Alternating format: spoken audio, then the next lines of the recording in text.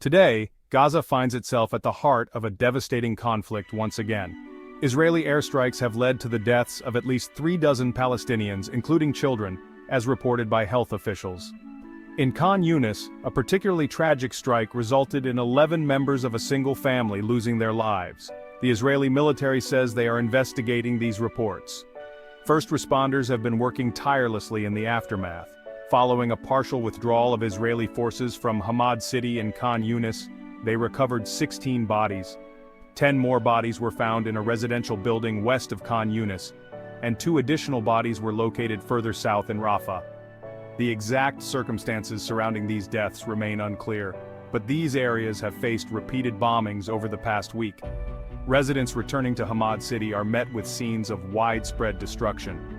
Apartment buildings have been reduced to rubble, forcing many of Gaza's 2.3 million residents to seek refuge in shrinking humanitarian zones.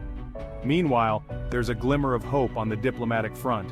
High-level ceasefire talks are currently underway in Egypt. A Hamas delegation is participating in these discussions, aiming to negotiate an end to the hostilities. The U.S. has also been actively involved, with a delegation led by CIA Director William Burns and White House Middle East Advisor Brett McGurk engaging in talks with Egyptian officials. Hamas has accepted an earlier draft proposal which includes the complete withdrawal of Israeli forces from Gaza. However, significant disagreements remain.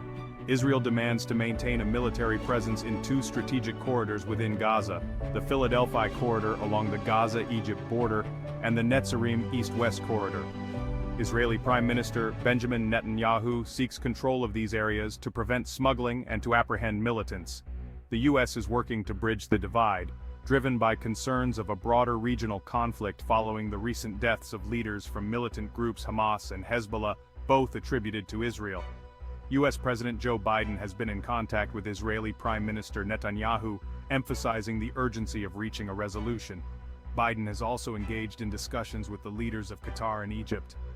As Gaza remains under fire, the world watches closely, hoping for a swift and peaceful resolution to this ongoing crisis.